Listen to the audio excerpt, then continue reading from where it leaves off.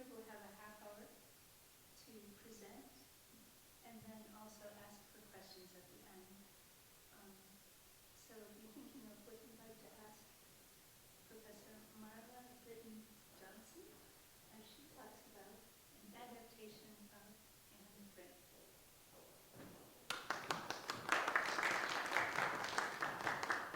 Hello, thank you. So when Susie sent out an email asking for potential presentations for faculty of Guara, I knew I've done it before, and I did one solely on my dissertation research, which is on a very specific, the Ausführenden Nazi, they weren't technically Nazis, the female camp guards in concentration camps on stage and screen. So that was my specific dissertation topic, so I talked about that, and specifically sexploitation. And then when I did it again, I discussed the Waldorf production of Bury the Dead, which was a couple of years later. And so now I kind of have an opportunity to talk about a production and combine the Holocaust education background as well. So for me personally, discussion of the Holocaust drama specifically, is something that I've been studying for a very long time. I've been researching the Holocaust just personally since I was about 10, and I have since followed along in its ability to be interpreted for the stage and the screen. And in this case, we, as a department, decided to do the Diary of Anne Frank. But I made it a point to not do the original, but the adaptation, which was actually redone in 1997. But I wanted to give a little bit of a background to the diary, the original version of the play, and then our version, and what we're hoping to share with our audience. Because of course theater is not a document that we share, it's something that we perform. And I will die on that hill. So, these are, just for your own reference, these are actual photos of her diary. So you can see what those pages look like. And that is her writing. You see kind of a change in the style of writing. She started the writing of the diary when she was 13, but just before they were found in the annex, when they were hiding, she decided to edit her diary entries.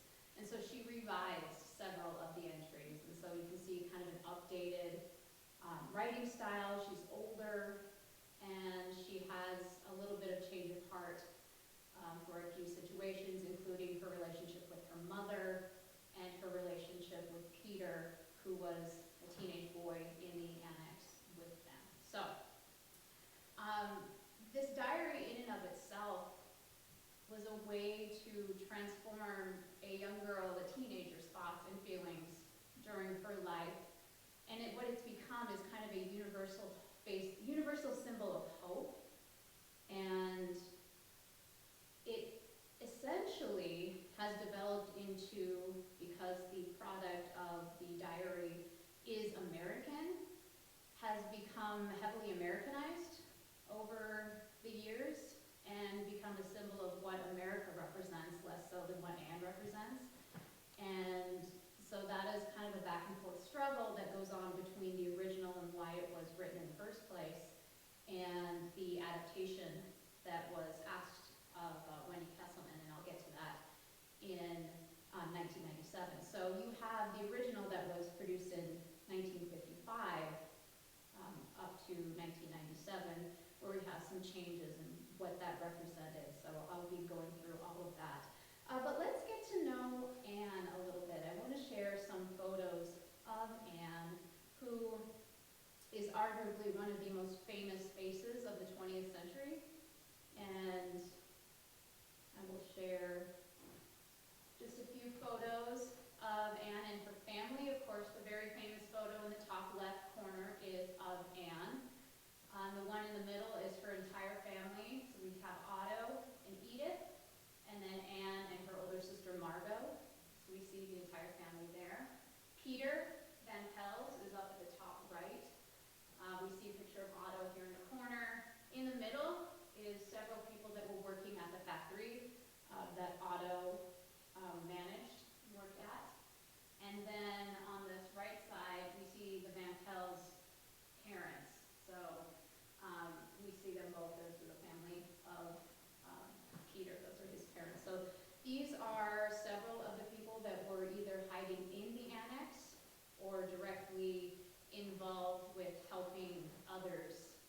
survived during that process. So just to put an image to what I'm about to talk about. So a little bit about Anne Frank. She was born in 1929. She was born in Frankfurt, Germany, and moved to Amsterdam when she was relatively young. The Franks began to notice a lot of unrest in Frankfurt, Germany, and decided that Amsterdam was the right location for Otto, especially business-wise, and it was a safe location for the family to move. Of course, that would eventually change. Germany invaded the Netherlands in May 1940, and then it was July 1942 that the Frank family went into hiding, and Anne was 13.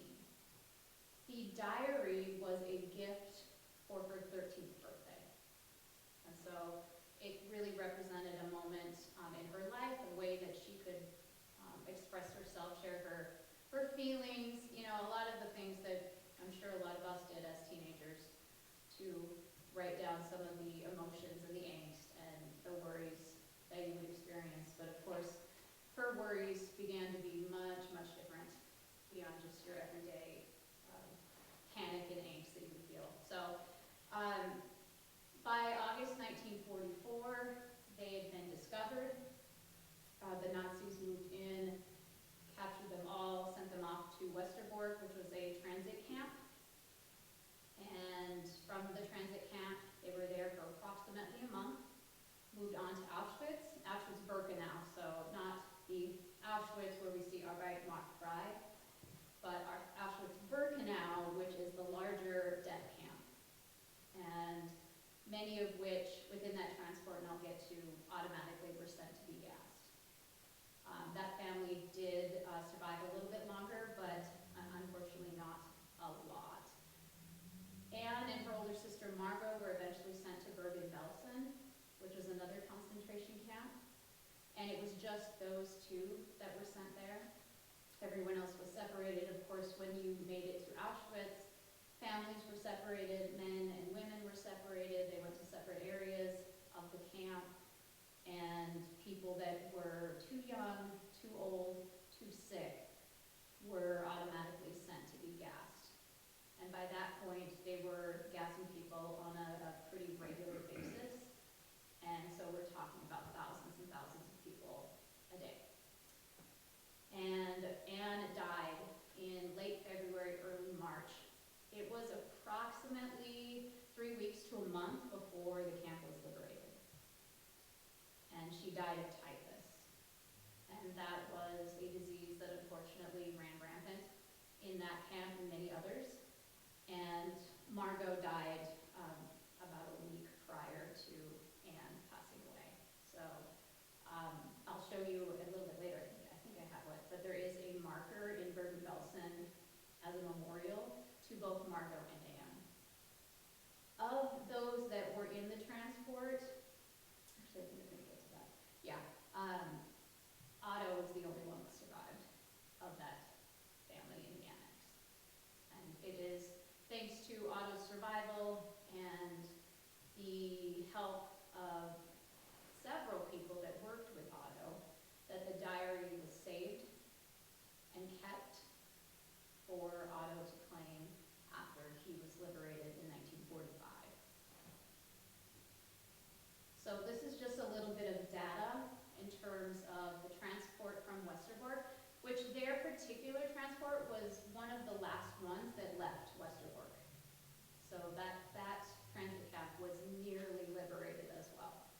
And they missed the deadline by weeks. But yeah, 350 of the roughly 1,000 from that Westerbork camp to Auschwitz were immediately killed. So almost half. And then within the camps themselves, we have approximately 1.1 million that died in Auschwitz and Auschwitz-Birkenau. 95,000 died in Mauthausen, which is where Peter Van Pels passed away. 33,000 died in Terezin, which was where they called her Petronella in the play, but that is not actually her name, but Mrs. Van Pels passed away. And then Bergen-Belsen, 50,000 died. And these are all approximate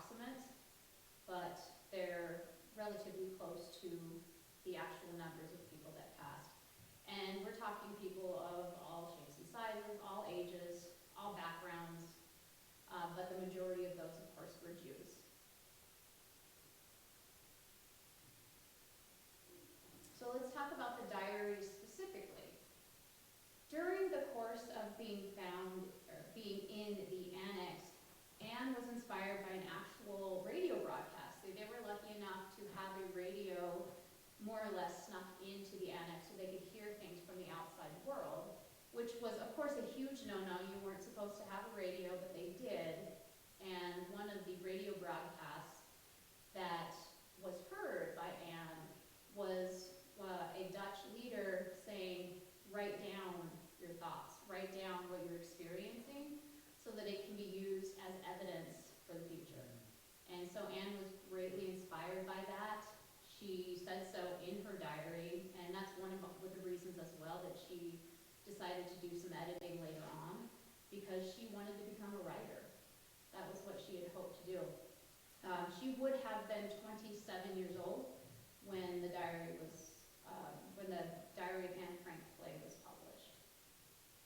So it's a kind of an interesting fact. She died when she was 16. So in terms of the time between her death and when the play was published is not a whole lot of time. But imagining her at age 27 is almost impossible because of how the framework of her life really has become. The diary itself was found by Lief Gies, who played a really pivotal role in the survival of the Franks.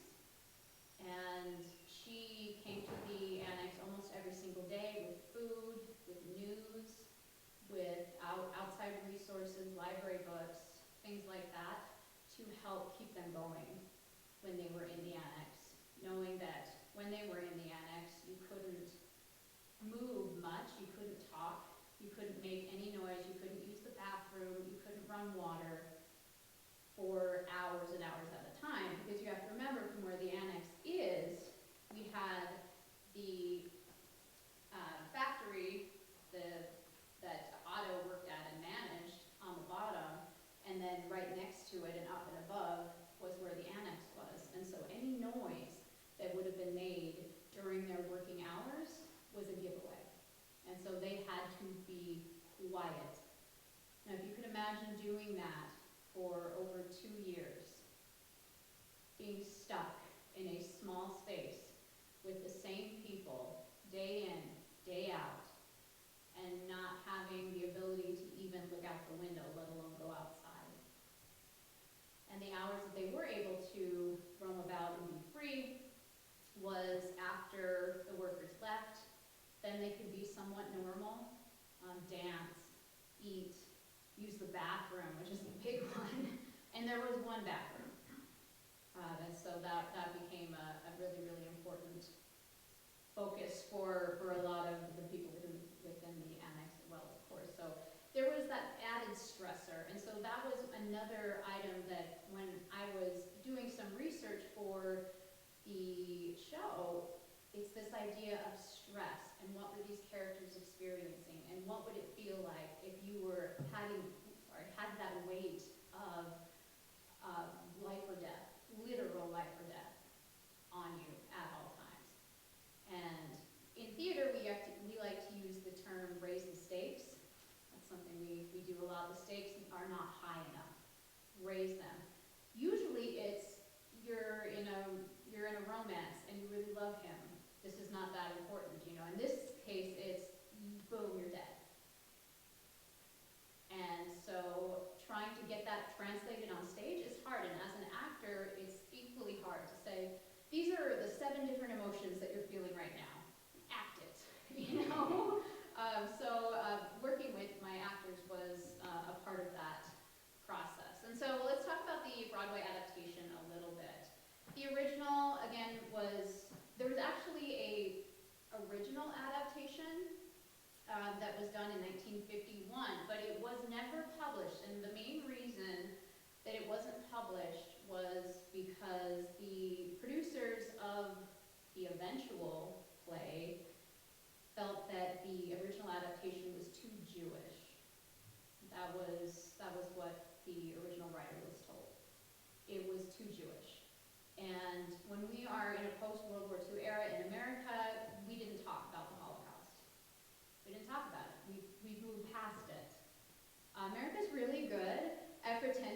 things aren't happening when they're happening.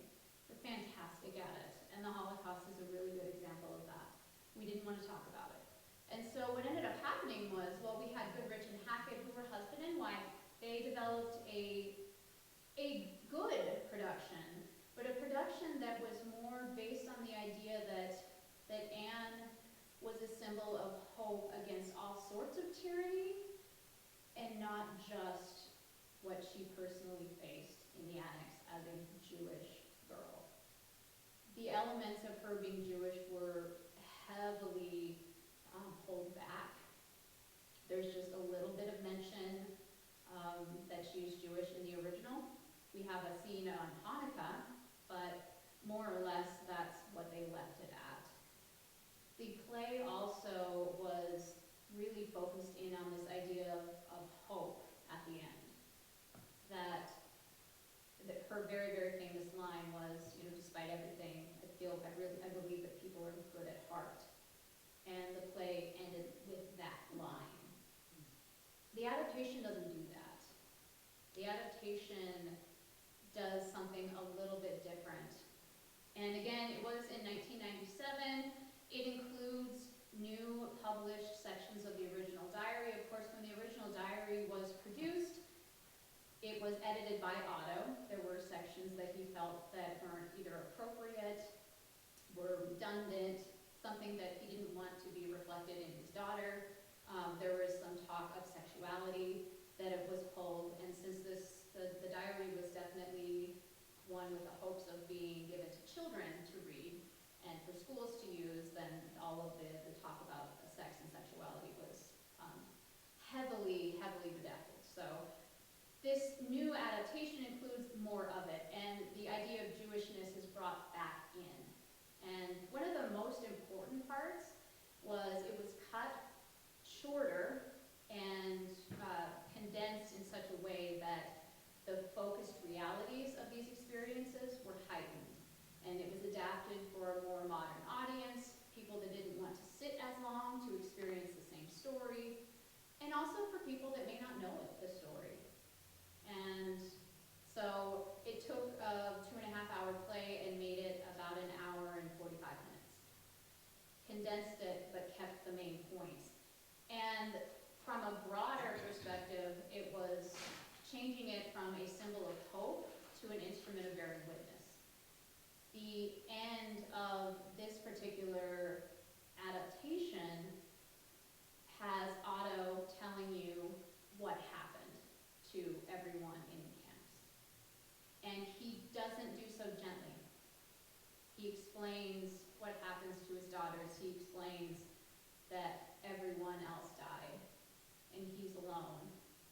And all that's left of Anne is her diary. And so it gives the motion forward, the onus, if you will, to the audience to say, now what? What are you going to do with that? She didn't survive, the diary does. You can read this diary, you can read her story. What are you going to do with it? What are you going to learn from it? And so that's what I was really hoping to, and still hoping to do, because we're still working on the production, to help share with the cast, with the audience as well, to say, this is what we have. These are the memories that remain. You are the ones that can carry that memory forward, and what are you going to do? And so, for the Waldorf cast, we're incorporating a use of technology, a set that is supposed to be very cramped. We will have platforms in places that take up a lot of space on an already pretty small stage. We see how close these families had to live and work and move and breathe in everybody's space of different ages, different backgrounds, personalities, and how that all meshes together. Family infighting, all of that. Our first rehearsals were solely dedicated to this idea of history and learning the story and visiting the annex. And I had the wonderful ability, just because of my own background, to answer questions that the cast had. And it's exciting for me personally to share what I love with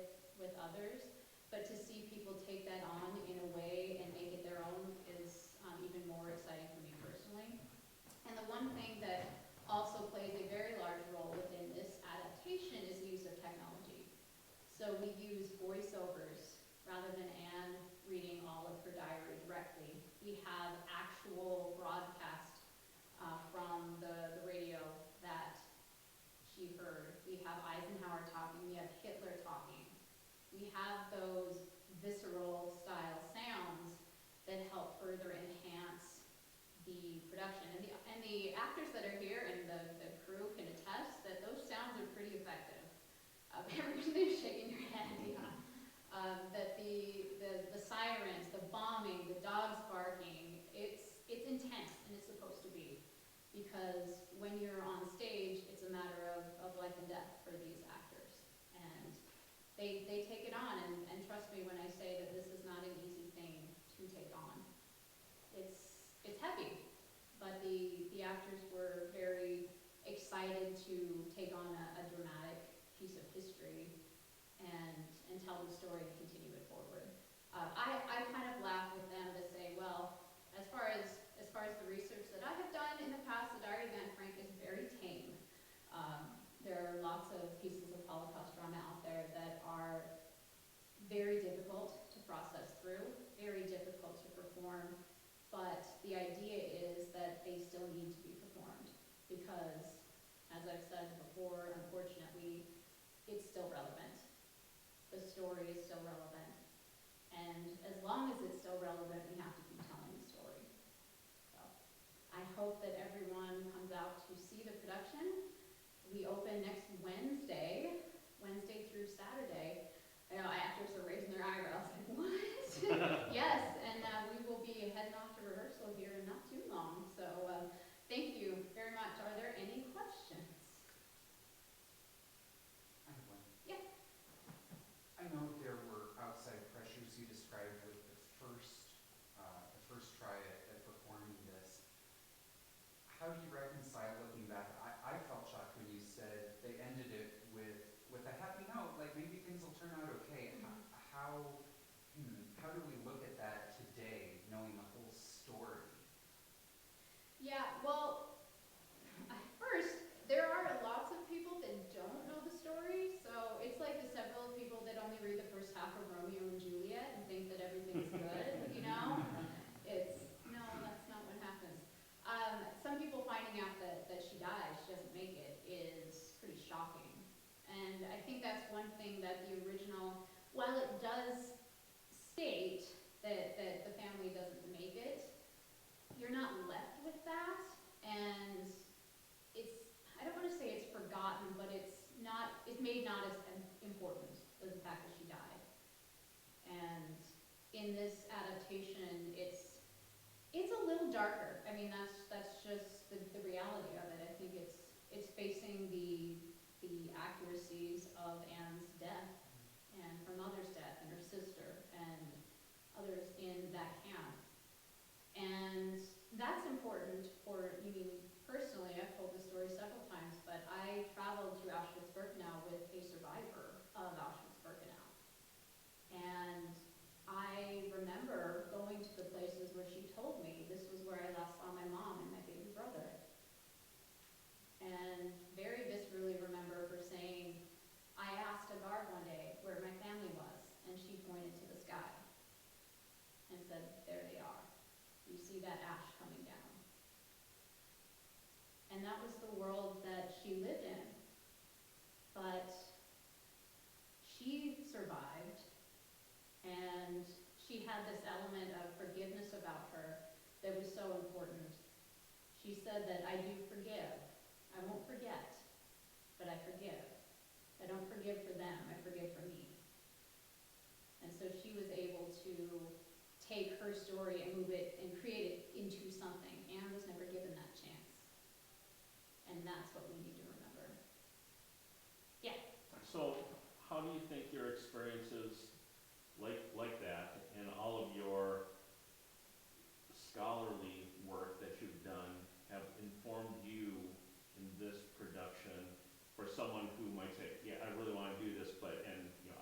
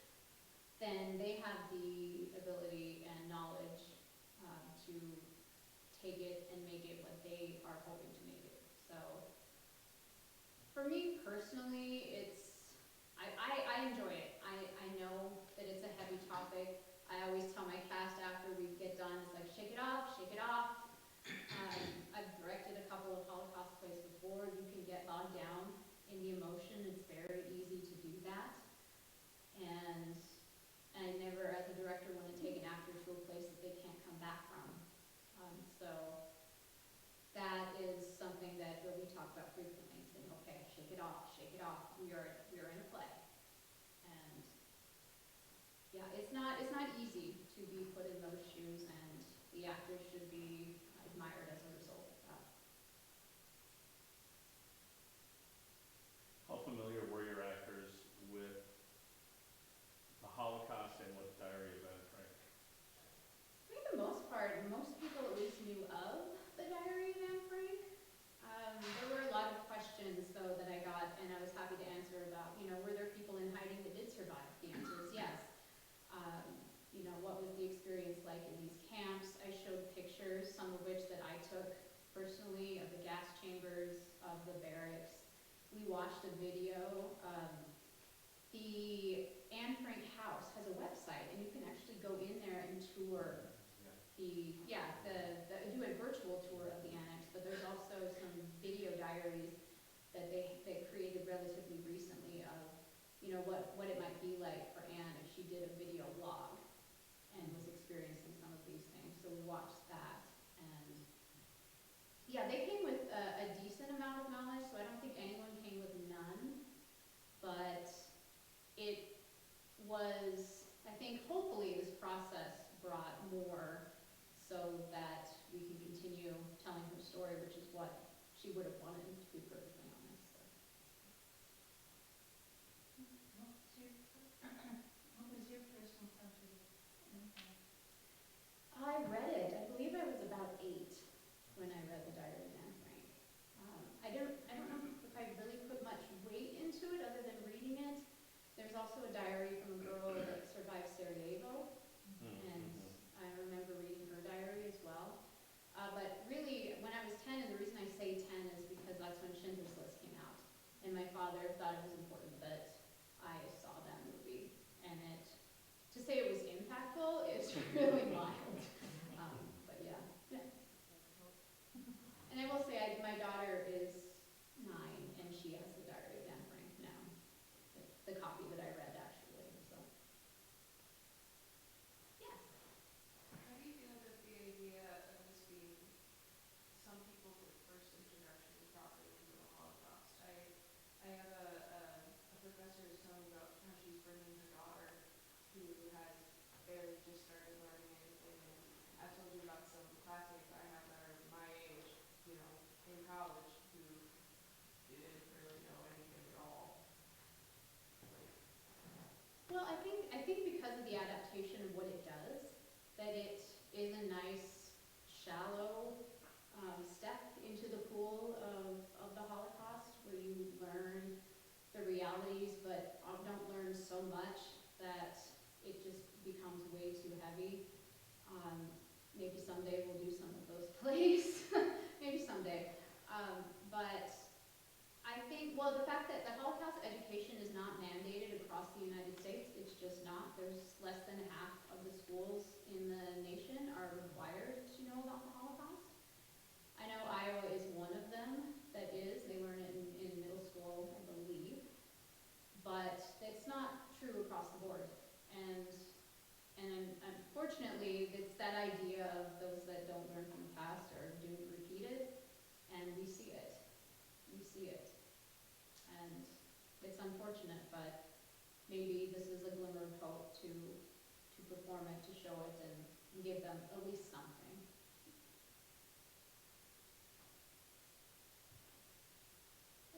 Thank you.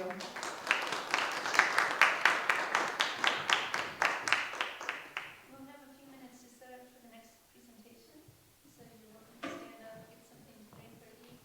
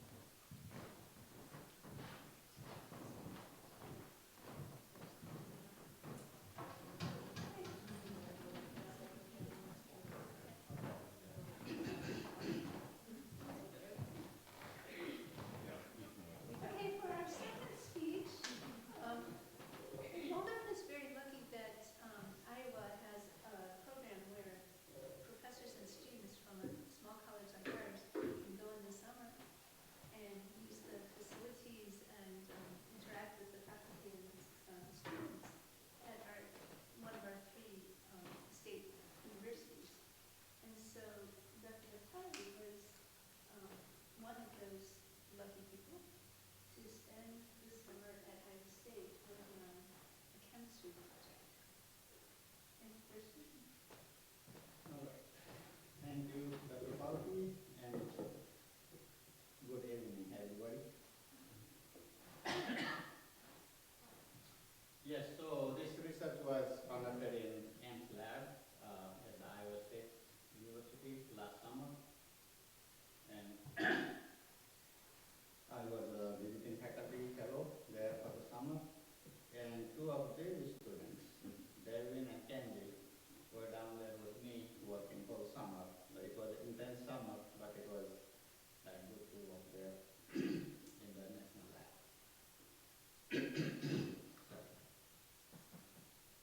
So I was hoping a little bit more students here and to give the introduction about the AMS lab. So that is one of the administrative building of AMS lab, and these are the hardworking people.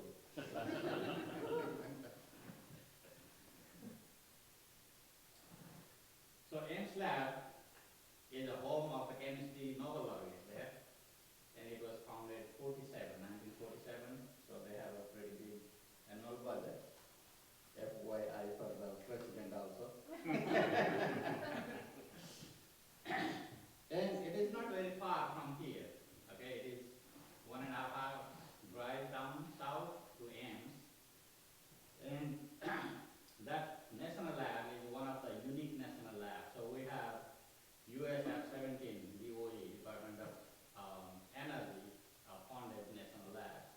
And out of that, this Ames National Lab is the only lab that is located on campus at Iowa State University. So they really do a lot of good stuff, good chemistry there. So they do discovery, synthesis, analysis, everything in global leadership.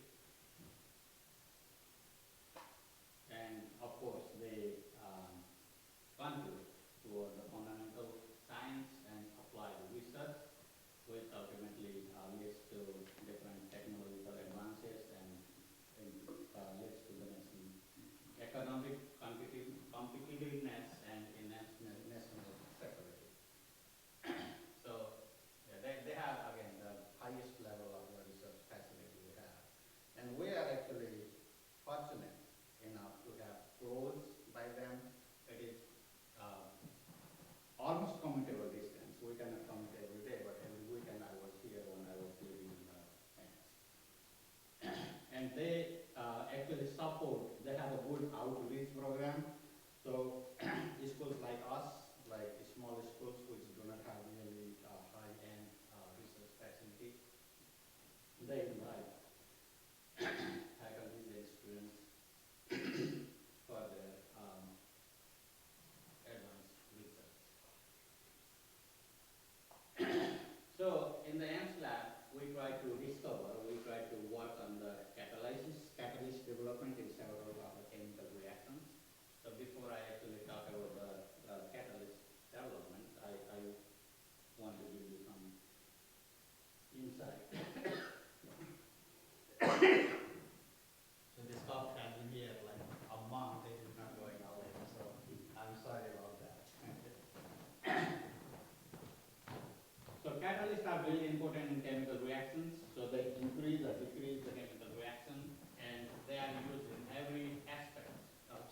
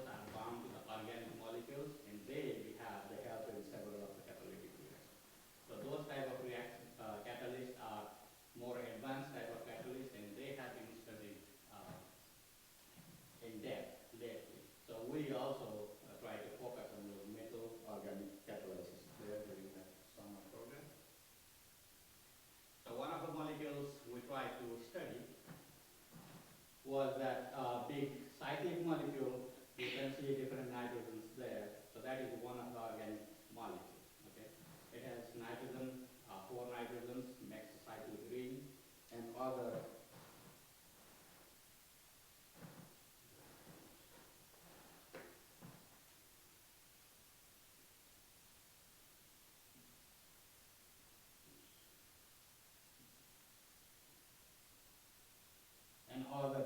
these four, one, two, oh, okay, 3, 4. These 4 candle rings are there. So because of that, we call this tetraphenyl porphyrin. So those complexes are actually very important type of compounds, and we try to discuss, analyze that type of molecules in catalytic activity. So this gives you some important insight of these type of compounds. So these porphyrin rings are found in a lot of biological systems. So in our blood is red because of the hemoglobin, and hemoglobin is red because of this heme protein, and heme protein contains iron and this porphyrin ring.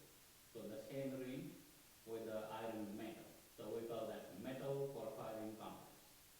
And similarly, in plants, the chlorophyll contains the magnesium porphyrin complex and other important compound. Vitamin B12 is cobalt porphyrin complex, and other enzyme cofactor, cofactor F430 is a nickel porphyrin complex. So this gives you the insight how important these porphyrin complexes are and how widely they are available in our daily life, actually in biological system. Similarly, these porphyrin compounds are also found very useful in several chemical transformation, in several chemical reactions. Okay, so that M stands for, so that is iron, cobalt, nickel, copper, platinum, ruthenium. So these are the metals, and we call, like the board name for that one is metal porphyrin complexes. So it could be different groups in that ring, but these overall, this class of compounds, these porphyrin complexes, help in the reaction of this carbon-carbon double bond. So they make this type, they introduce oxygen in this carbon-carbon double bond. We call that compound epoxide, and we call this reaction epoxidation. So they do epoxidation reaction. They introduce this oxygen to the sulfur-containing compound, and we call that sulfoxidation reactions. Carbon-hydrogen bond, that is converted to carbon-OH bond, alcohol, so we call that hydroxylation reaction, and carboxylation, carbonylation reaction. So the CH bond also can be there. So basically, mostly these metal porphyrin complexes have been studied into the great detail, but mostly for the oxidation type of reaction. Okay, all the oxygens are introduced here in carbon-hydrogen or carbon-carbon bond. But our study, we try to learn, we try to investigate about the reduction behavior. Means not introduce the oxygen, but introduce hydrogen in different bonds. So one of the lab, so my co-PI's lab or our mentor's lab, they have found those catalysts, they actually work in this type of bond. So this is the phenoxyphenyl ethanol, PPE. So that PPE molecule, you see that CO bond is gone in this molecule. So CO bond is activated, and this oxygen, and that corner is carbon. That CO bond is also flipped here. So you see that bond is also flipped. So this type of catalysts are very good in activating this carbon-oxygen bonds. So that was found in that lab previously. And this is a hydrogenation reaction because this CO bond is flipped, so that bond is broken, and other hydrogen is coming here. Even though we do not show the hydrogen here, so some more hydrogens are introduced here, and other hydrogens are introduced here as well. So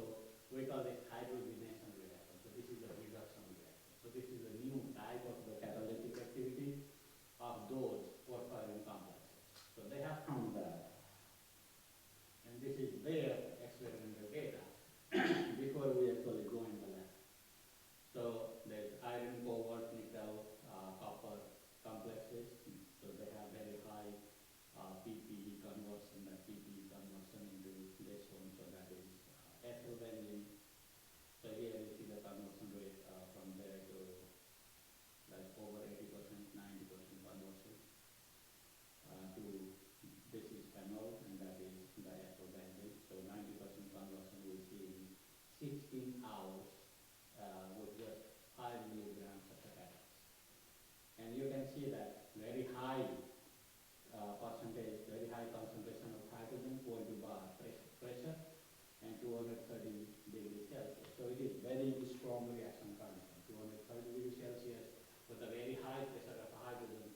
That compound actually, those carbon-oxygen bonds are clipped and hydrogen is introduced there. So we call that the hydrogenation reaction, catalytic hydrogenation reaction at very high temperature and pressure.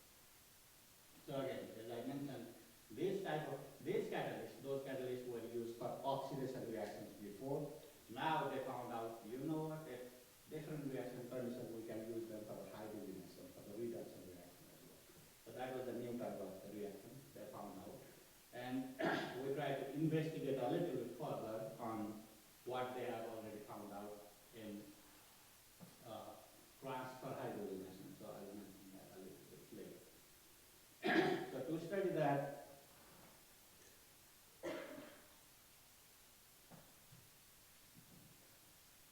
we started from making the compounds. So this is metal porphyrin complexes, and for the metal we introduced iron, cobalt, nickel, zinc. So we started with that tetraphenyl. So this is phenyl ring again. So those 1, 2, 3, 4 phenyl rings, and tetraphenyl porphyrin. So that is the tetraphenyl TPP compound. So in short we call it TPP. And we introduced metal here. In that metal bonds to all 4 nitrogens. And we made this iron TPP, cobalt TPP, nickel TPP, and zinc TPP. And our goal is now to study the catalytic activity of those metal TPP complexes. So for the reaction, we followed the published procedure. So we started with some of the TPP and we added metal acetate into that. Different solvent we used, and that was overnight reaction at 160 degrees centigrade. And we worked up, we purified, we isolated, and did the analysis by the standard method. So these are some standard methods to analyze the structure of the compound. So we started with that. We introduced the metal, and 4 of these metal TPP complexes were ready for study for the catalytic activity. In addition to that, we also looked at the similar, structurally very similar molecules, but a little bit different. So in this type of molecules, you see more of the nitrogens are around there. So here we have just 4 nitrogens, here we have other 4 nitrogens, and these rings also are a little bit different. So those kind of rings are not here. So they are structurally related. So for them we call metal halocyanins. So we also investigated how this compound will react. Do they do the similar like catalytic activity to this metal TPP, or do they have differently? So we try to investigate that as well. So to study the reduction, catalytic transfer hydrogenation in this type of substrate. So these are triple bonded compounds. We call them acetylene derivative, acetylene compounds. So our goal was to transfer this hydrogen, that hydrogen and this hydrogen from this isopropanol, that is different molecule. We use a solvent. So those hydrogens we wanted to transfer that into this molecule and get that hydrogen here, second hydrogen here. So this triple bond is reduced to double bond, and hydrogens are transferred from here to here. So we call that transfer hydrogens. And hydrogens are transferred from here to this molecule.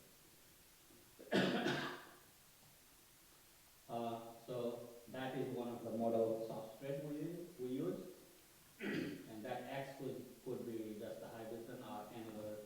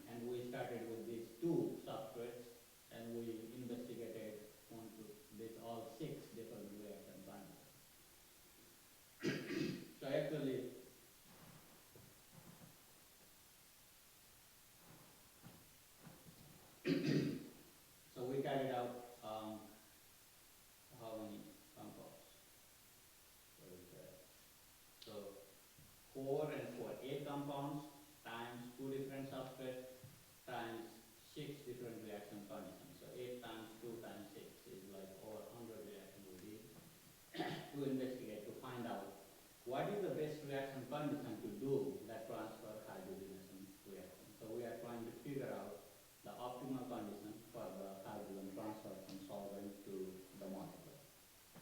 Okay.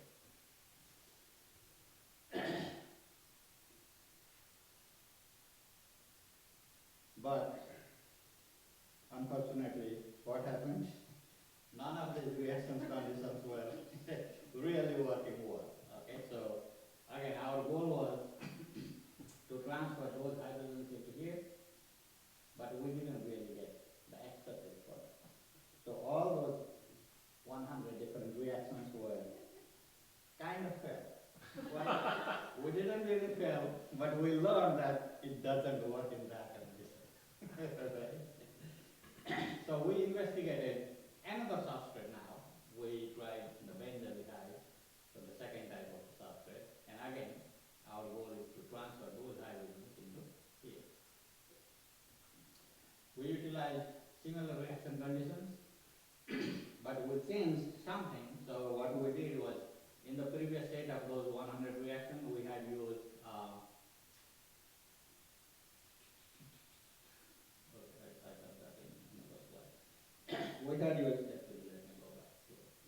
We had used the substrate 0.1 molar, 5% catalyst, and 80 degree and overnight reaction. But in this case, we tried with a little bit higher substrate concentration as well, 0.5 molar and 0.1 molar. So we tried only these three, iron, cobalt, and nickel, metal PPB. And we tested different bases. Before we had only one base, is potassium hydroxide. So we tried that potassium hydroxide in all these 4 different concentrations, 2, 5, 10, 20%. And we added extra bases, like we tested different bases, potassium phosphate, potassium carbonate, and triethylamine, and these 3 different conditions, concentration. And we tested 2 different substrates. So before we tested only isopropanol, so now we tested also ethanol. So let's see if that works better. Then we tried in these 2 different reaction conditions, 100 degree and 80 degree Celsius. So out of that, this highlighted condition, you see 5% of the catalyst, iron and nickel complexes at 0.5 molar substrate concentration, so that is this benzaldehyde, and 10% of the base, and in isopropanol as a solvent, and 100 degree centigrade reaction. So they actually give our expected reaction. So this benzaldehyde was actually converted into that one, benzyl alcohol. So those hydrogens were actually transferred from that molecule into this one on these conditions. So at least we figured out, okay, it worked in this particular condition. So with 0.1 molar benzaldehyde, in that only 80% was converted in like overnight at 100 degrees Celsius. But when this concentration was changed to 0.5 molar, we saw the 100% conversion in just 4 hours. So the reaction was pretty clean, very fast, and by increasing this substrate concentration 5-fold, the reaction went very well to the composition. So that was the best condition we were able to optimize and figure out during that time. So it gives you some experimental data. So in the starting material in benzaldehyde, we see the strong peak here around 10. So these are the NMR pixels. So we see the very strong peak at around 10, and there is no peak here in that area. But when this benzaldehyde is converted into that one, so these 2 carbons, these 2 protons, 2 hydrogens, they appear here in this way. So you see we don't have anything here, but after 4 hours, we see a very strong signal, very strong peak, and that peak is disappeared. So we don't have that peak. Means this peak, that group, that CHO group, completely converted into that. So our reaction was completed in 4 hours. In 2 hours, we see like the small peak there. So still, some of that compound is here, but all this sample is converted into our desired product. So this gives us one of the like evidence. Okay, our reaction was successful with optimization of different reaction types. And we monitor those reactions every 2 hours, and several of those reactions, as I mentioned, those hundreds of reactions we did, we monitored every 2 hours, hundreds of reactions up to overnight. So we did 2 hours, 4 hours, 6 hours, and overnight, and take the sample, analyze that every time. So it was really tedious and intense job. So these two kids, they worked really, really hard. I don't know if they have worked that hard before, but I really appreciate they did really good job. So the best reaction condition we found was 0.5 molar benzaldehyde, 5% catalyst, 10% potassium hydroxide, 800 degrees Celsius, and 4 hours. So that compound was completely converted into our desired product, benzyl alcohol, and this hydrogens were transferred here, and we call that the transfer hydrogenation reactor. So again, this catalyst, the metal porphyrin complexes, they have never been used for this type of transfer hydrogenation reaction. So this is a novel type of reaction, but still we need to work a little bit more, figure out the complete, find out the what kind of ideal reaction condition and substrate and catalyst loading, like 5%, 10%, 20%, and what condition it works better. We will still investigate that because of the time constraint. We didn't really figure that out all. So that is the future direction we're going to investigate more. So we are actually discussing, we are planning to make more of those complexes, analogs, different analogs. So changing the structure a little bit, adding some nitrogen in that one, or adding different rings. So we want to study those different analogs and figure out, okay, which one we have better, which one works better. So synthesize these analogs, and that is the general route for preparing those analogs. We are discussing to work on that. And once those analogs are synthesized, we want to bind them in solid support. So those analogs could be bound like horizontally or vertically, so the angle could be different. If they are like flat to the surface or parallel to the surface, or if they are hanging like up like that, they can be held differently. They will treat the proton differently, and will have to transfer the proton from the solvent to the substrate. So we need to investigate that as well in detail. So the goal there is, I want to do the long-term research collaboration with them. So again, I will try to go next summer if they are supporting, and hopefully they are supporting the program. And actually they want me to develop some research facility here. So the scientists, mentors, OPI, whatever we say, they are asking if we can get some of the equipments here, or if they can provide some support. They can give away like used equipments, and I can set up here. And I do some of the basic reactions here. Send the sample there for analysis, and they can analyze, and if we get good result, that will be a good experience for the students, and will be a good long-term collaboration research. So those are the possibilities we are discussing, trying to set up. And at the end, I would like to thank the AMS lab and Dr. G and Dr. Paul. So they are the two co-mentors for us.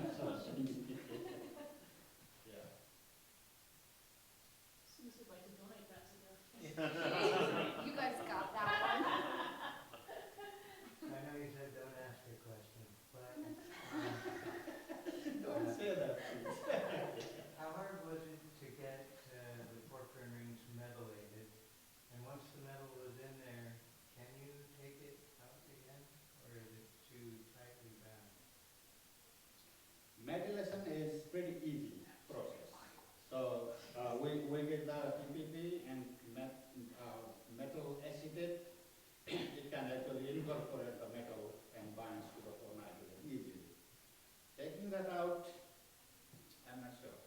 I don't know. Okay. But it is pretty stable complex. So those metal porphyrin complexes, we can store that in room temperature so that they stay pretty stable. And in order for these to catalyze the reaction you're interested in, does the metal have to be able to redox cycle while it's ground in the porphyrin? Actually, that is how it works. So metal actually takes the proton from isopropanol from the solvent, and it becomes reduced. Metal becomes reduced, and that metal actually transfers to the substrate. So metal goes the redox process. Yes, it changes the process. They have done a little bit that mechanism study, but not fully. They have not published that paper yet. It is not fully explored, but that is what they are suggesting. Yes. I have a question, it's actually for the students. Can you tell us a little bit about what your experience was like and what you learned? And because this is like way over my head, and I'm sure you can dumb it down for me. Well, I mean, like the amount of people that were there and the expertise that they had, even the students, like they were there for, let's say, if you had to go through it and say like, where you're from, if you were like a VFT or like a visiting faculty, they have like different ones where they were Suli interns, so they were just kids on their own, and then there were people like us who were with our professors, Okay. but they were going through and they were saying like, oh, biochemical engineering and Quantum quantum mechanics. mechanics and all this stuff, and Doug and I were like, Psych major. yeah. So I don't know, I guess the only thing, like we hadn't taken organic chemistry or anything like that before this, so we had no idea what we were doing. And I guess it kind of just being able to work with Vivi, it kind of just put us a little bit farther ahead with what we were going to be understanding. And that BB is my name. Oh, okay. Being able to work with them, but also the scientists there, they're very different. Like we had two mentors and they were very, very different. One was a lot more laid back with what he wanted, and the other one was like, let's do 7 projects at once. So it was very, seeing the difference, and they're both just like incredible scientists, but seeing the difference in the way they take things and handle them, because you have what, like 9, 10, 11 scientists working on different projects with different people. So overall the experience was, I don't know, it kind of opened my eyes into what we were actually learning about and how it connects to the real world. Yeah. Yeah. Were you there, were you staying there, or were you driving back and forth? No, they housed us there. Okay. I mean, I lived with my aunt in Ames, but she lived on the dorms. They were like maybe 2 blocks away from the labs, not far at all. Yeah. When I was an undergrad, I had the opportunity to do what was called undergrad research opportunity program at the University of Minnesota. I was at Inquirere College Norman and did that for a summer, and it was a similar type of thing where there were, I think, 8 of us, and some were in different types of sciences, but we all got to stay there and learn all this stuff. And it was an awesome experience, and Plus, just I brings just me back to honestly that. that I was gonna become friends with the other kids there, but we actually all really got along and did other things together. We like Vivi has a little knit heart in his office that, and one of the other Celia interns we got really close with her, and she made each of us one. So just being able to connect with different people from all over the country was amazing. She still texts me every day. Yeah. So they were coming from all over to Yeah, I think like the one that made us the little hearts, she's from California. We had another person in our group that's from like, I think she said like the Dominican or something. There was one from like, There's a girl from Georgia Tech, Texas. yeah, there's one from Georgia Tech. Georgia Tech, Texas. There was a girl from a smaller UC school, but we were the smallest school by far. Some people were like, oh, I go to a really small school. I'm like, really? Like, how big is it? And they're like, around like 3,000. And then they're looking like, well, where are you from? I'm like, a small school. Just a little bit Yeah. smaller. But I don't know, it was awesome. It really Yeah, was. that's great, and I hope that, other students in the future can have that opportunity. Yeah, because Vivi. it just opens your eyes to what's out there. Well, then if they want him back.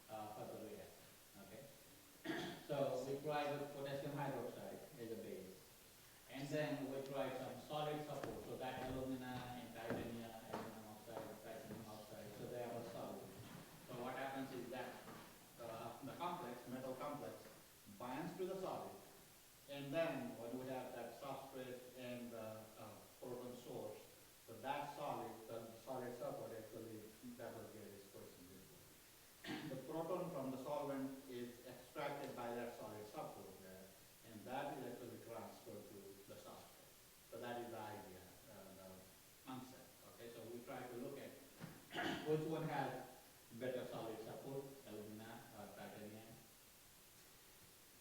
But these, actually the solid support in this particular case didn't help, so we didn't really get the desired product. So we moved on without the solid support, and so that's why we tested other bases also. Okay, potassium hydroxide, it works. So let's try potassium phosphate, potassium carbonate, triethylamine, just different bases. These are actually very weak base, and that is a stronger base. So we want to try even a stronger base like sodium hydroxide. That we didn't have time to try. But even the stronger base, we don't know if that is stronger base have better result, or like different catalyst concentration. So we tried 5% catalyst. Even increasing the catalyst concentration to 10% would give us a better result. But again, we synthesize in a small quantity, the catalyst. Even if we use 5 milligram every time, we use like hundreds of reactions and we use the all. So they were trying us to make more of the catalyst and try more reactions, but again the time was not in our favor. Oh, sorry about that. Yeah. All right. Thank you. They were wonderful questions. Thank you so much. Once again, we'll have just a couple minutes to set up for our next presentation. Go ahead and get something to eat or drink while you're waiting.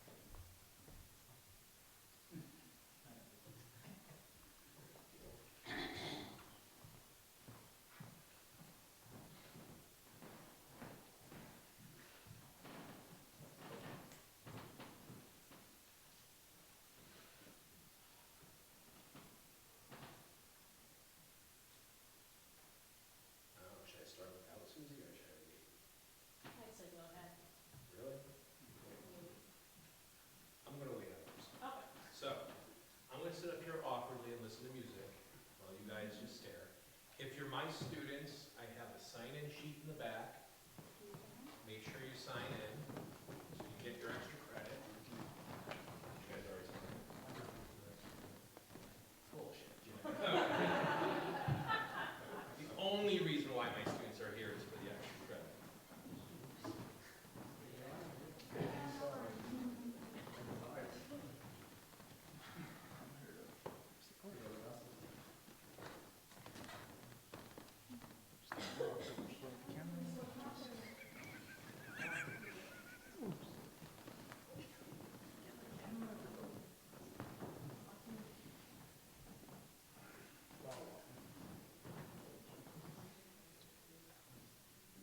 My students are just signing in as soon as that's done.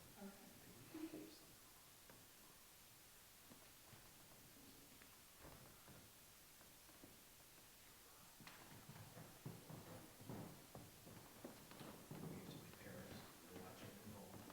Hi, Mom and Dad.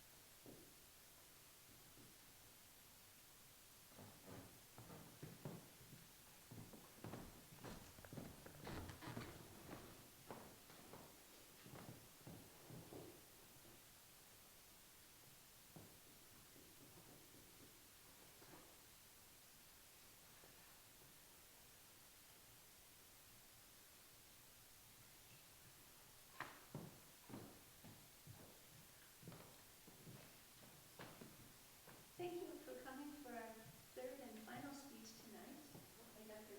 Christian Schwer, and he will be speaking on the self-medicalization of incels.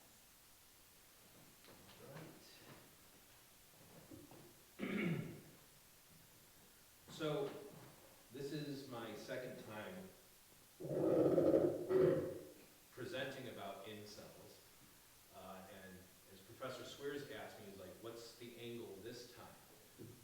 And that's indicative because this is part of a much larger project that has now taken up 2 years of my life and will probably take at least another 3 years after this. It is ongoing, and the hope is to eventually establish a sort of a research group or a research consortium that will continue to study incels. So this is about self-medicalization, but before we get into what that is and how incels self-medicalize, I find it necessary to provide a content warning. So some of this research is going to use, and I want to be clear, this is not my language. I'm going to be reporting the language that incels use. So many incels end up using sexist, ableist, and racist language. There are oftentimes discussions of suicide, violence, swearing, graphic discussions of intimacy, and then also, and I don't know if it makes it into this presentation, discussions about eugenics and genocide as well. So that's just to give you a quick overview of what to expect. If any of those things kind of offend you or trigger you, you should probably leave now, okay? So previously I talked about the typology of incels, and in our research we've identified essentially 3 main groups. Blue pills, which they're not incels, they're normal people like you or I. Red pill incels, who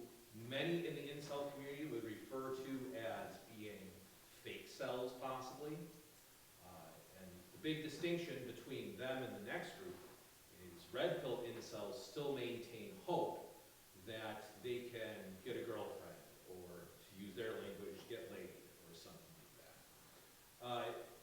Our research largely focuses on black pill incels. These are individuals within the incel subculture that have almost entirely lost hope. They don't see their future as being bright. They basically kind of wake up, they go through sort of like the ritualism of everyday life, and then spend a lot of time on the incel forum, which is incels.is. So that's who we mostly focus on. A lot of research is aware and knows about red pill, and you guys know where these pill things come from. It comes from the Matrix. And red pill is used to symbolize some sort of enlightenment. Black pills, they take it another step further. Their big danger is they use science to justify their worldview, or the way things are. And that is going to filter through the explanations for their personal sort of situations by cherry-picking medical information and applying it to themselves, oftentimes without any sort of diagnosis, be it a medical diagnosis or a mental health diagnosis. So what is medicalization? Professor Swears asked me this before. Medicalization in sociology is one of my favorite things to talk about, because it's so simple yet so fascinating. Back when I was growing up in the 80s, there was the Hair Club for Men, which was all about attacking male pattern baldness. So balding, not like I do, because I shave mine, but balding is a very natural process. It's part of aging. And what we've essentially done in our society is we've taken baldness, and this is just one example. Women's bodies, this is done to the extreme. But we've taken something like male pattern baldness, labeled it as strange or wrong, or I don't want to use the term deviant, but deficient, I think is a good way to describe it. So we've labeled this normal process as being weird. And we create, or the industries, particularly the pharmaceutical industry, creates some sort of medical intervention. So if you're going bald, here's a cream you can put on that will help you grow hair. Or we can use hair from other parts of your body and put plugs in, or something like that. That's medicalization. We see it, you probably see it like with restless leg syndrome, all right? I see like Soto over here. He has restless leg syndrome. His leg is moving around and stuff. They have a pill for that, all right? So it originates, it's a concept that originates with Peter Conrad, who I actually had the chance to meet many years ago, in his book, Medicalization of Society. And where this has largely been applied, most disturbingly, I would say, is in social phenomenon like ADHD or some deviant behaviors. He has a follow-up book, The Medicalization of Deviance, as well. I mentioned balding, PMDD, erectile dysfunction, Peyronie's disease, aging overall. Now you can go to aging clinics and they will start to provide you with hormone replacement therapy, even though aging is a very natural and normal process. So what I'm doing is I'm taking Conrad's concept of medicalization, and I'm showing how some people self-medicalize. And I'm certain you might have someone in your life that is like this, where they feel like they have some sort of medical issue, and they probably go on something like WebMD or something like that, and they diagnose themselves as having this disorder and never actually see a doctor about this. And this is very important because many incels do not get any sort of diagnosis. And they report this in their own posts. They assume that they have a condition based either off of culture sort of expressions of that condition, WebMD, or they consult other online sources, namely other incels. And by the way, this is not to say that incels don't suffer from any of these conditions, but it seems overblown in the incel community. I think it's also important to note that they rarely seek any sort of therapy for this. If they diagnose themselves with a mental health problem, they do not seek any therapy for this because that's seen as a weakness on their part. It's seen as unmasculine. And they also demonize psychologists and psychiatrists. There are threads on incels.is that are devoted to how evil psychiatry and psychologists actually are. I would also point out that the self-medicalization is used to sort of identify alleged biological shortcomings, like height or psychological disorders. They're even going to call their own looks a medical issue, where they focus way too much on looks as a biological byproduct. So that kind of gives you the groundwork for all of this. It's no surprise, given what we know about black pill incels and medicalization, that these are conventional bedfellows, at least the two concepts. Black pill incels rely on science. Medicalization uses the medical model to explain and solve problems, which is often based in science. Both tend to rely a lot on medical language or scientific language.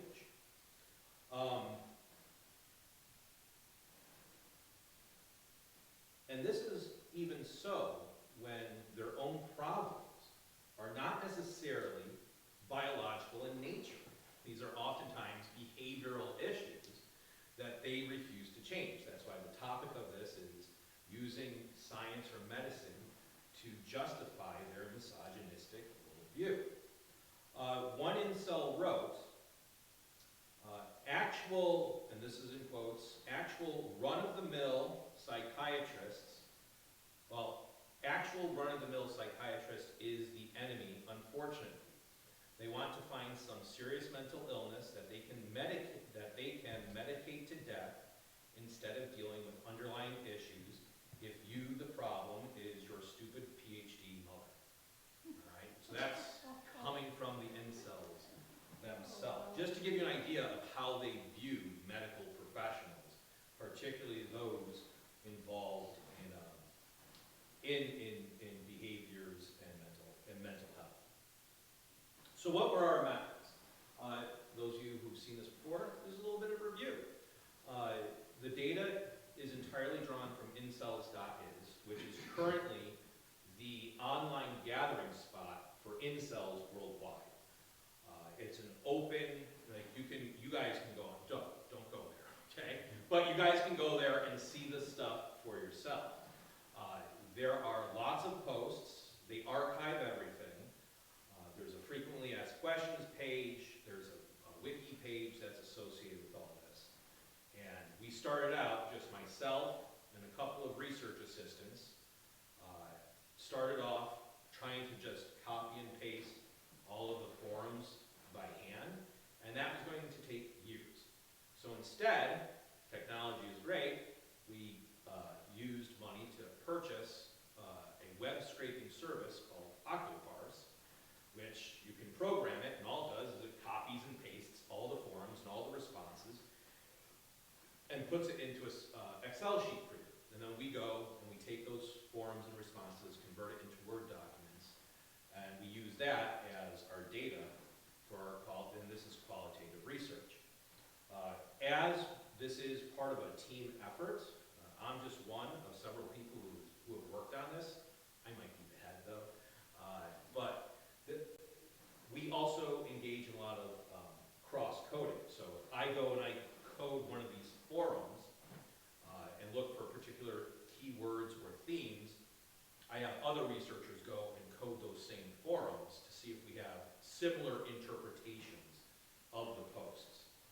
helps to ensure reliability. We're getting the same answers over and over again. And also helps to ensure some validity as well. And then we go through these things in code until no new findings are found. Unfortunately, we have now done, I think, 3 scrapes, and each time we do a scrape, some new big issue pops up in the incel community, and that's new data, and we have to go and explore this. So we never really truly reach theoretical saturation. I'm going to point out all the posts that are reported in this are done in their original language, so it's copy and pasted directly from incels.is, and the usernames are going to be italicized. So I'm going to give you guys the title of some of these discussion forums. The users are going to have their names italicized so they're easily identifiable. So we identified, in terms of medicalization, we've identified 3 major themes. The first is expressions of genetic failures. Many incels view their position in society and their inability to relate to members of the opposite sex relating to their own genetics. So that's one big theme. And we have 2 sub-themes: expressions of biological failings related to the male sex, that there's something deficient about male biology, and then also lack of development after puberty. So they're going to talk, one of the things that a lot of incels focus on isn't just looks, but they also focus on things like height, voice tone, and things like that. And some believe they've never sort of developed beyond puberty. Number 2 is the treatment of these failings as a disability. So we're going to see that they're going to consider their looks being ugly as a disability, like a person who is unable to walk. That's how they view themselves. And then our last one is expressions of struggles with mental health. And this particularly is important in how they throw around the term autism. They believe themselves to be autistic, again, without any sort of formal diagnosis or anything like that. And they view their autism as a reason as to why they are unable to communicate with women or to form meaningful, intimate relationships. All right? So, that's the backdrop. Let's get into some of the research. Okay? What are the findings? That's what we're here for. This is the entertaining part. So, in one post titled, "If ER was your son, would you have been proud of him?" And this was started by user Game Over. ER is Elliot Rodger. Elliot Rodger is kind of seen as one of the early popular, I guess we could say, incels, even though I don't think he considered himself to be an incel. He wrote an online manifesto, and he perpetuated the Isla Vista killings in May of 2014, where he murdered 6 people and injured another 14. For all intents and purposes, if you see pictures of him, he was conventionally attractive. He came from a wealthy family. I believe when he committed his killings, he was driving a BMW. So it's weird that many incels have adopted him as sort of like a patron saint. So, in response to this forum, I would make sure I only have girls, because I don't want my son to suffer the life of a manlet with autism.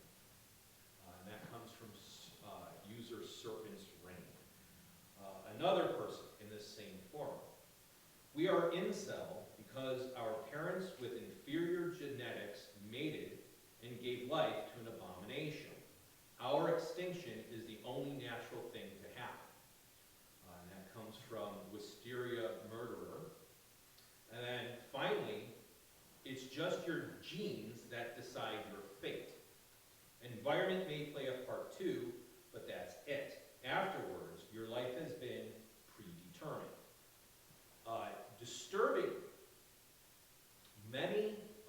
discussions on genetics by incels lead to arguments for eugenics, in other words, controlling population breeding in hopes of advancing, but they also argue for genetic cleansing, even if they are to be the targets of that very genetic cleansing that they are advocating for. One of the things they focus on is height, all right? Real Schizo, again, I think this gives you an insight into their mentality, expresses that he is dissatisfied with his height. Indeed, you cannot change your genetics. Maybe you can boost your height by being active in your childhood, but you won't mog a Chad who's destined to be 6'4" with good bones. And this comes from user Rope Infinity. Now, Rope Infinity identifies a common medical solution to address height, and that is through the use of human growth therapy, human growth hormone therapy while young.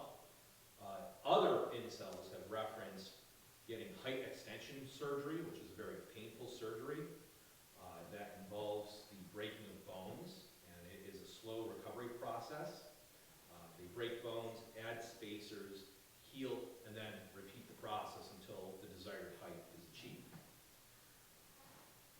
True, you can only increase your height during puberty by getting HGH therapy. Messi got it, otherwise he would have been a giga manlet. All right, or our final one, the number 5'1" is all I needed to see. Plus, balding at 17. It's like DNA wanted to laugh at him while forming the amino acids. All right, so a lot of incels are obsessed with their height, and they view themselves, if they are under 6 feet tall, as being undesirable and never being able to form a meaningful, intimate relationship with a member of the opposite sex. Even though being under, I believe the average height in the United States for men is around 5'9½", maybe 5'10". So even if you're above average height, if you're below 6 feet, these incels view that as being inferior. Lack of development after puberty. This is one that was kind of unexpected. I expected them to talk about height.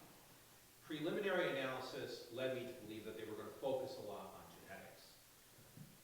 The lack of development after puberty was somewhat of a surprise.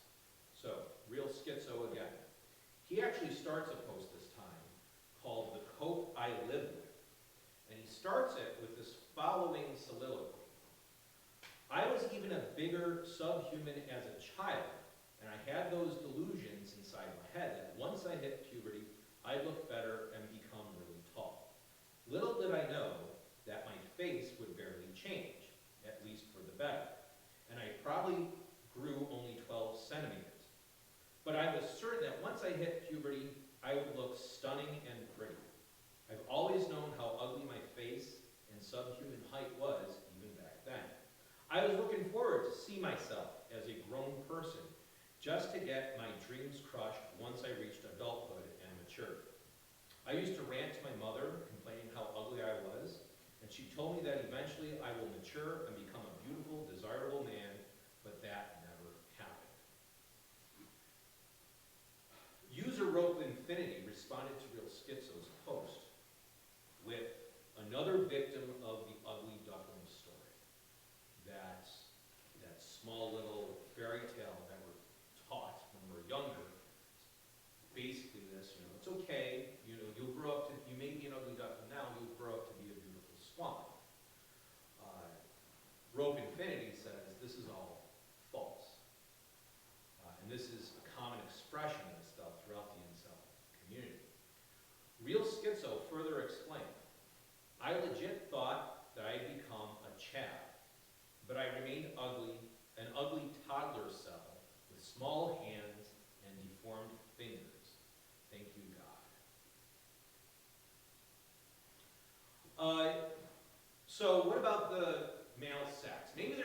deficient about the male sex that incels can point to.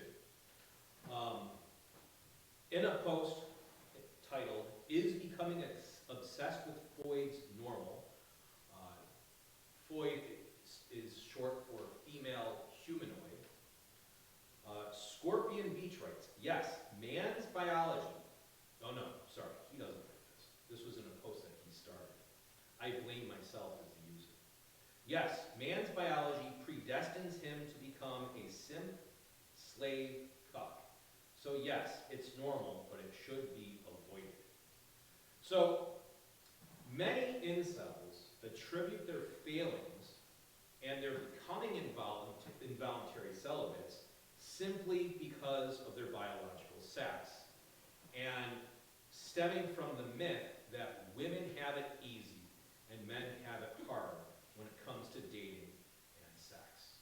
I like the looks on the ladies' faces in the crowd because you guys know you have it pretty freaking hard too.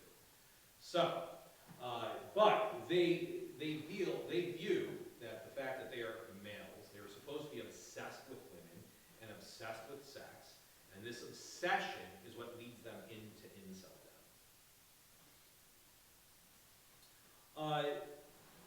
Treatment of failings. So how can they treat these things? No, sorry. Treatment of their failings as a disability. All right. And I forgot who this came from, but I promise I'm not making it up. Okay. Ugliness truly is a disability. It's almost like a person without limbs seeing normal people walk.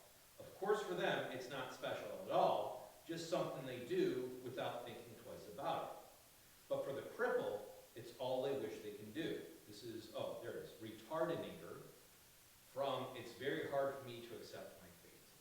So here they are, they're saying being unable to get a date is the same as being a cripple or being unable to walk here. So it is true that a lot of incels do struggle with mental health. There has been research that shows that many suffer from depression, anxiety, and other things. And certain researchers have laid out sort of like a psychopathology of incels. So they do struggle with mental health, but my response to that is often, a bunch of people do.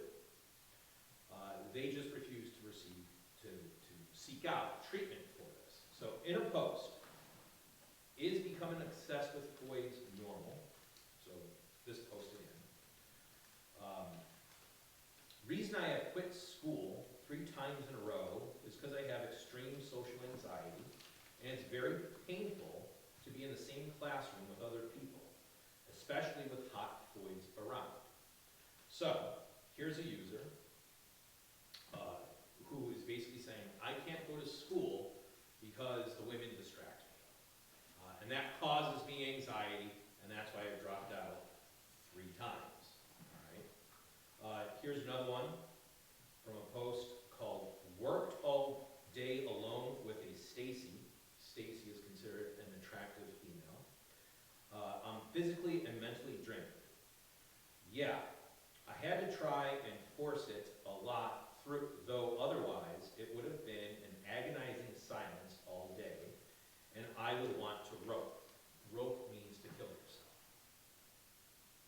"I have terrible anxiety, depression, self-esteem, though, so I had to spend the whole day faking it and trying to pretend I'm not a pathetic loser. LOL, doubt it worked." All right. So Scorpion Beach goes on to express his struggles with depression over missing out on opportunities with girls and women, especially those he views as being like him. He describes himself as autistic in his posts. I mentioned that researchers have developed a psychopathology. Researchers Sioka, Martinelli, Limonson, and Sansoni lay out this pathology of incels that includes measures of depression, paranoia, fearful attachment styles, and something that which is something that incels refer to as one-itis. That there's only one woman for them out there. And if that woman doesn't like them back, they'll never be able to get a relationship ever again. Here's another user. Steve, I can't even pronounce that. But here's a user who decides to act as a therapist. C.G. Young had an interesting theory that it may comes from the projection of your unconscious archetype of women. Basically, the idea states that when you were a little child, you were seeing your mother as an image of the perfect woman. But after some time during growing up, you have realized cons, and I think it means her cons, and stopped in believing this. But the archetype stayed in our unconscious, waiting to be projected once more, and it may be happening with you and other men with some romantic mind, which see Freud's a lot better than they truly are. So here he's using the psychology of Carl Jung to say why incels are having this problem with women, and then finishes off his soliloquy with Freud's are not good, basically saying that they think that they're better than they actually are. Now, it is uncertain whether or not any of these users are mental health professionals, all right? But many act as such for their online brethren. Incels.is has become a place where like-minded individuals virtually gather to commiserate and share their experiences. And they often find validation in the worldview from other like-minded individuals. What this does is Incels.is becomes an echo chamber for them. I have this problem, I go to this forum, I voice my problems, other people say, yes, I have the problem, here's the reason for your problem, and that's kind of what we have going on with incels, and it's very difficult to break them out, all right?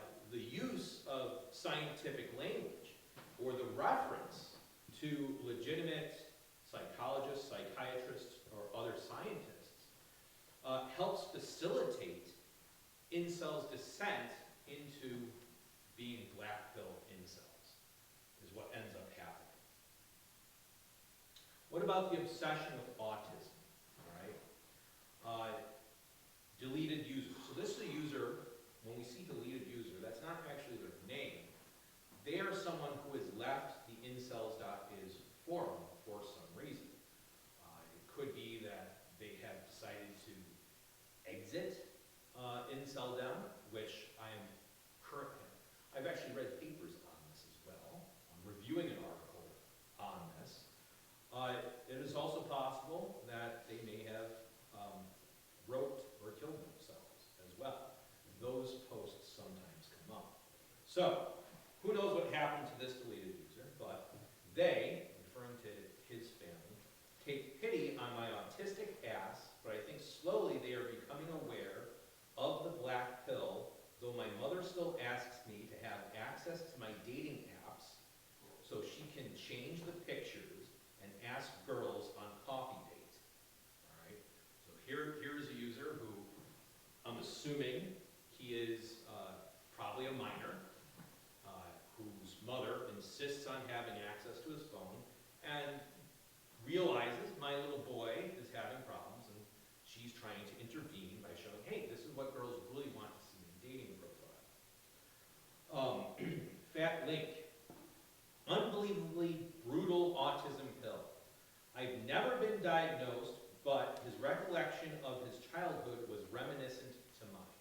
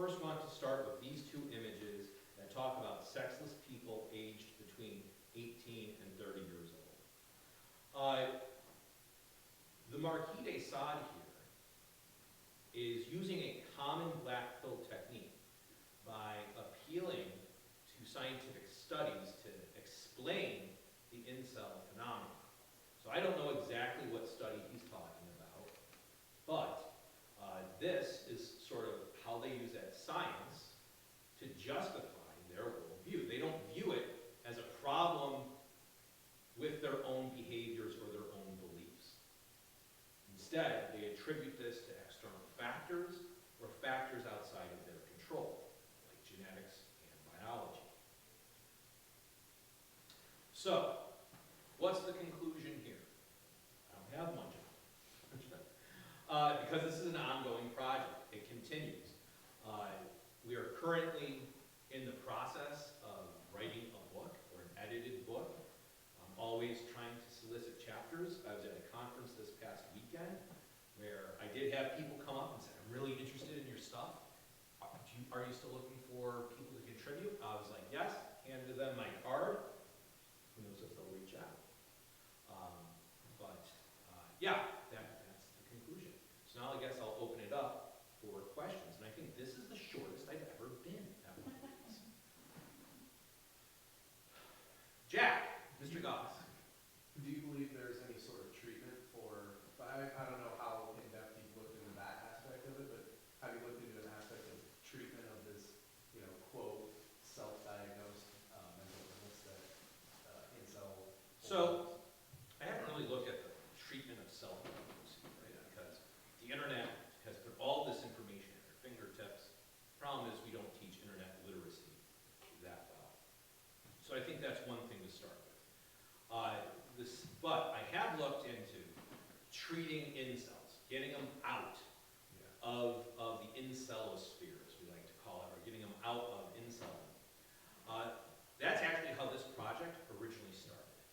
My significant other, my partner, she's not happy with me being, well, she loves the fact that I'm a college professor. I want to point that out.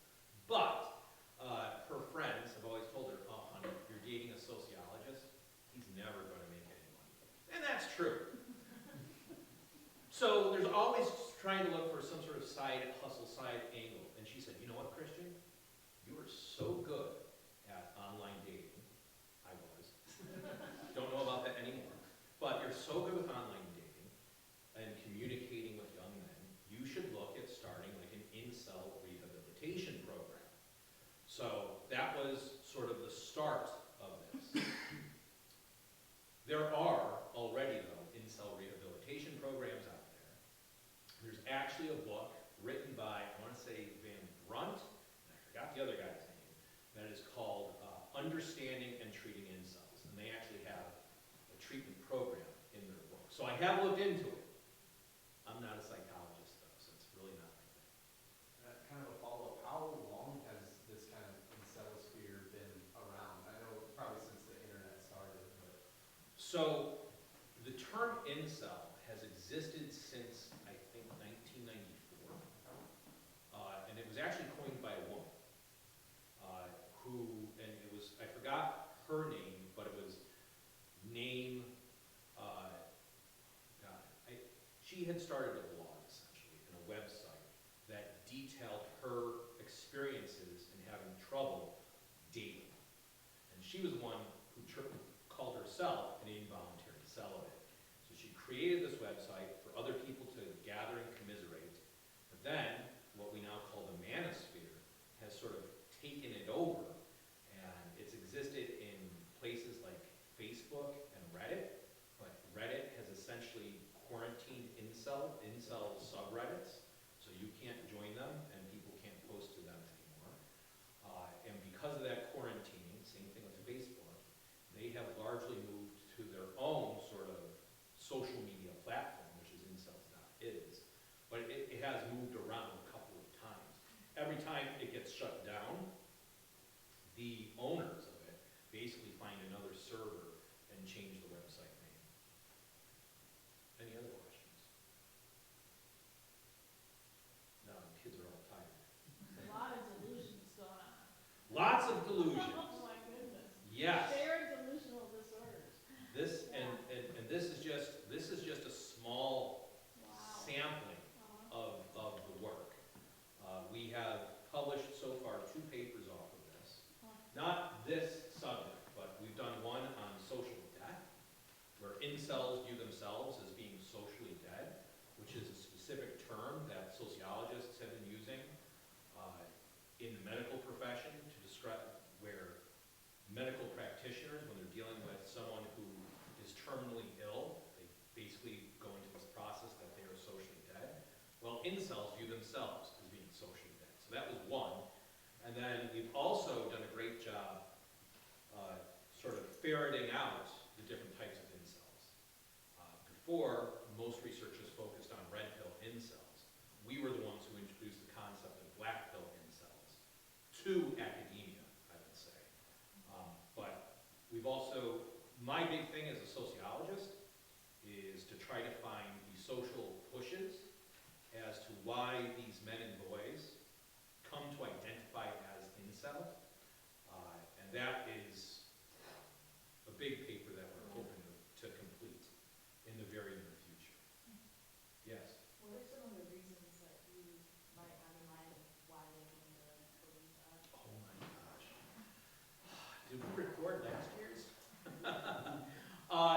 So we've linked it largely to Robert Merton's strain theory, which Robert Merton's strain theory is a criminological theory that basically says, look, in society, there are socially acceptable ends, so socially acceptable goals, and then there are socially acceptable means to those goals. Well, some people have both, some people do not. And in this case, the socially acceptable goal is having relationships with the opposite sex. These guys don't have, incels, don't have those socially acceptable goals because they can't get there, and they don't have the means as well.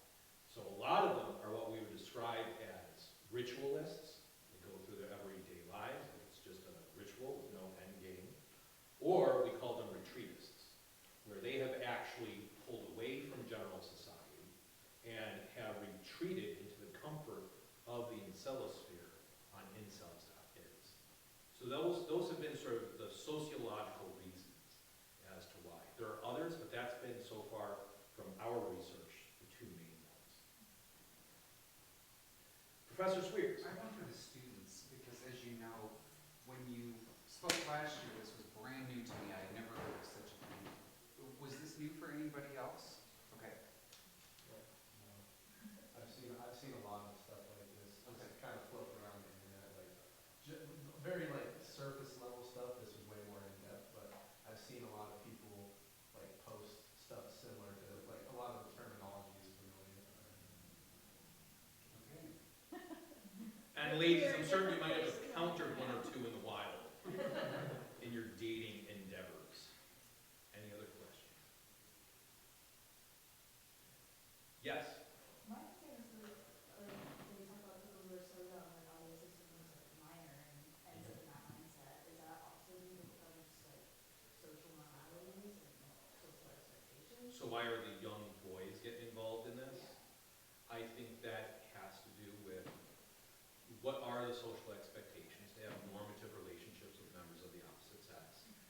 Some people are late bloomers, but they're seeing their friends are going out to dances and having girlfriends and things. They're not, they get frustrated, and this is how they end up here. So, and I will say this, one of the positive aspects, there's not many, of the incelosphere is when minors are identified. So if someone admits that they are under the age of 18, or usually it's younger, 12, 13, the older incels, or the more experienced ones, encourage them to get off the form and say, look, we understand why you're here, but if you stay here, this is only going to be worse for you. So get out now, is what they tell them. And then it's whether or not they don't ban them, but they encourage them to get out. That's one of the positive things that we have seen in the research, is that they do realize, some, not all, realize that this is, I'm going to be vulgar here, a fucked up mindset, that this is a screwed up mindset, and they do not actively encourage others to engage with it. Others do actively recruit, but a lot of the more experienced incels, I forgot the term that they used, they would tell people, like, get out while you study. Anything else? Yes, Sue? You keep mentioning the opposite sex. Do you see many gay men? Nope. Specifically, and this was actually brought up in one of the papers that got published, was what about gay men? What about gay women in this? Can't they be incels? And the answer, directly from the incels.is wiki page, is that specifically, women, no matter what, cannot be incels, and gay men cannot be incels as well. So they are entirely excluded from being incels. That's not to say that there aren't groups that have, groups within those two that have troubles. We do see a new term coming up, femcells, which would be female incels is what they would call themselves, but they are not part of incel. And this was something I had to correct on a paper that I reviewed, because they were saying that there are women incels, and I had to jump in and say, in my review, no, there are not. Here's the wiki. And by the way, the wiki page for them is monitored and modified by incels. So I would call that the definitive answer. Yes? You said that you've been researching this for like 2 years. Have you seen like an increase in like incels or like this message like spreading to a larger Yes. space? Yes. Now, I don't have any numbers for you, but we do know inceldom and incels are seeping further into popular culture. In the introduction to the book we're writing, I actually talk about an episode of the show Evil. I don't know if anyone's seen the show Evil. It's on Paramount Plus. It's about a Catholic priest, a scientist, and a psychologist who go and debunk like possessions and otherworldly things. Interesting show. But in a couple of episodes, the main antagonist, who's supposedly a demon or something like that, starts to encourage a young man who got rejected by a coffee shop barista, starts to encourage him to engage in this forum, which looked very similar to incels.is, and this kid and then he starts encouraging him to engage in violence against women and things like that. Tells him, you should go buy a gun, and the kid buys a gun and accidentally shoots himself. So while I don't have definitive numbers for you, we are seeing it seep out into popular culture. People like Andrew Tate, who, not an incel, but many of the beliefs about women that Andrew Tate and others like him espouse are adopted by incels. So we are kind of seeing it spread, and the sad thing is, it is spreading into younger and younger groups.